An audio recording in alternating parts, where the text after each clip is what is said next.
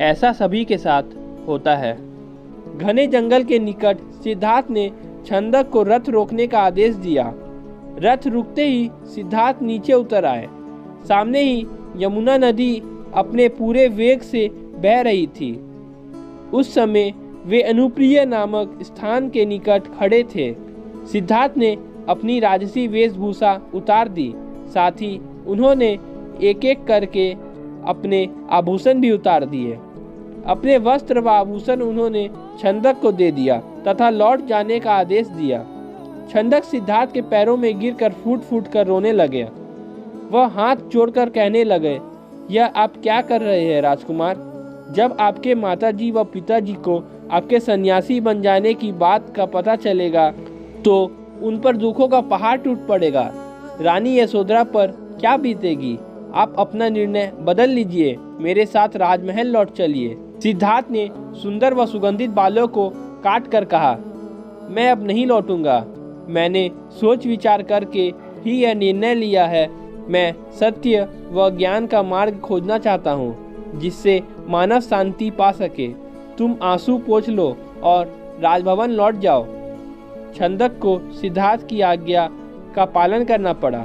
उसने सिद्धार्थ का चरण स्पर्श किए, उनके कीमती वस्त्रों व आभूषण को रथ में रखा और कपिल वस्तु की ओर चल पड़ा। जिस समय छंदक राजभवन में लौटा, सुबह का प्रकाश चारों ओर फैल चुका था। राजा सुधोधन बाग में भ्रमण कर रहे थे।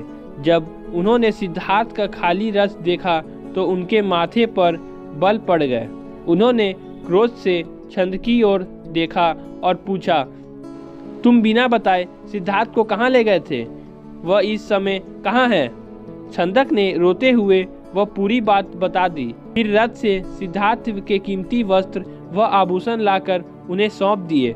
सुधोधन उन वस्त्र आभूषण को छाती से लिपटाकर फूट फूट कर रोने लगे।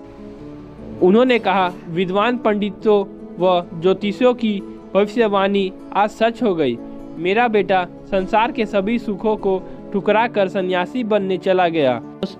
जब यशोधरा को पता चला तो वह भी इस बात को सहन न कर सकी। वह विलाप करने लगी, हे स्वामी, तुम बिना कहे ही घर छोड़कर चले गए। मुझसे कम से कम एक बार मिल तो लेते। क्या मैं इस योग्य भी नहीं?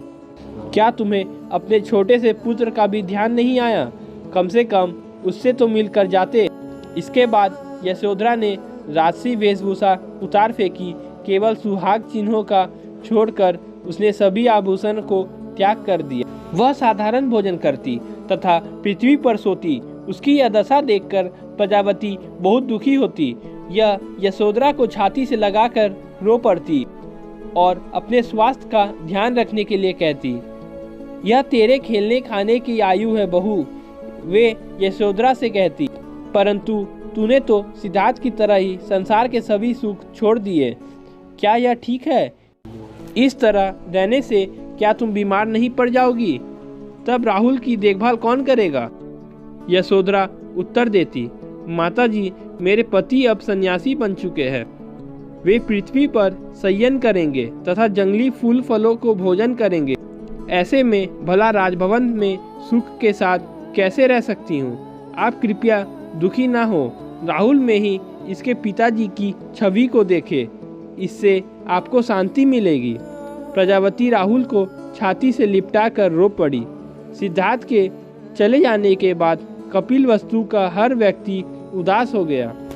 राजमहल में तो दुख का साम्राज्य ही स्थापित हो गया। नन्हे राहुल की लीलकारियाँ ही राजमहल में गूंजती तथा सबका मन बहलाती।